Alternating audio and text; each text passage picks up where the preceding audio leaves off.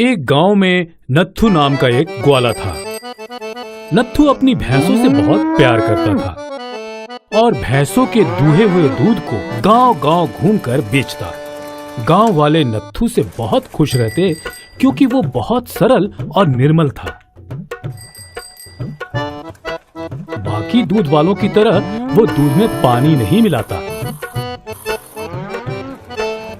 धीरे धीरे नत्थू के ग्राहक बढ़ने लगे।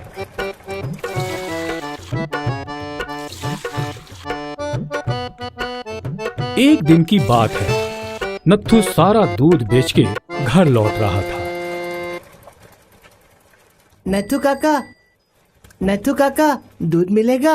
नहीं बेटा, दूध तो खत्म हो गया है। तभी नत्थू सोच में पड़ गया कि अब क्या करें? आजकल दूध पूरा ही नहीं पड़ रहा है। हमारे ग्राहक खाली हाथ लौट रहे हैं।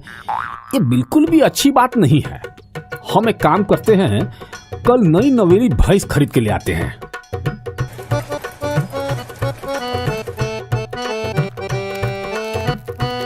और जैसा नत्थू ने सोचा, वो भैंस खरीदने मंडी पहुंचा।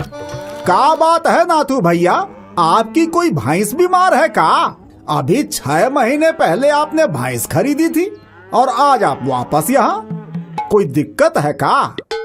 नहीं भैया, सभी भैंसियाँ अच्छी हैं, पर अब दूध के ग्राहक बढ़ गए हैं। दूध पूरा ही नहीं पड़ रहा है, तो सोचे हैं कि एक और भैंसिया ही बढ़ा लो। बहुत ही बढ़िया नाथू भैया, देखो आपको कौन सी भैंस पसंद आती है।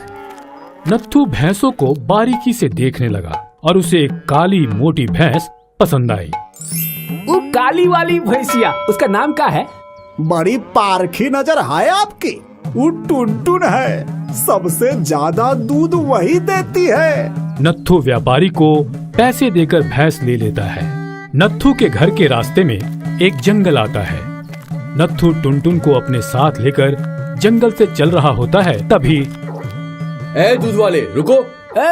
तुम्हें कैसे पता चला कि हम दूध वाले हैं? अरे मूर्ख, अगर तुम दूध वाले नहीं होते तो भैंस का क्या अचार डालोगे? ऐसे कैसे?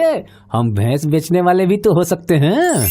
कपड़ों से तो व्यापारी नहीं लगते, लेकिन जो भी हो, ये भैंस मुझे दे दो, वरना तुम्हारा सर फोड़ दूंगा। और ज्यादा तेज ना बनो, समझे? नत्थू डर गया और कुछ सोचने लगा और फिर जल्दी करो। ठीक है, ये लो।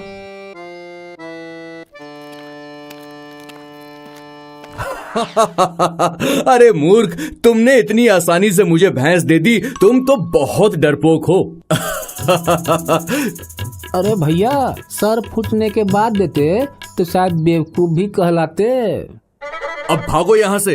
भैया सुनो ना, हमने आपको अपनी भैंस दे दी, पर अब अगर हम खाली हाथ घर गए ना तो हमारी लुगाई को बिल्कुल अच्छा नहीं लगेगा। आप अगर हमें अपनी लाठी दे दे तो हम भी खुश, आप भी खुश।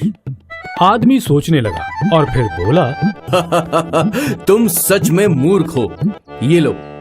नत्थू लाठी झट से ले लेता है। अब हमारी भैंस हमें लौटा दो, वरना हम तुम्हारी चटनी बना देंगे। उस आदमी को अपनी मूर्खता समझ आई और उसने डर के मारे भैंस लौटा दी। फिर अब जब मैंने तुम्हारी भैंस लौटा दी है, तुम मेरी लाठी लौटा दो। कौन सी लाठी? कैसी लाठी? भागो यहाँ से, वरना तुम्हारा सर फोड़ देंगे। वो आदमी वहाँ से भाग जाता है और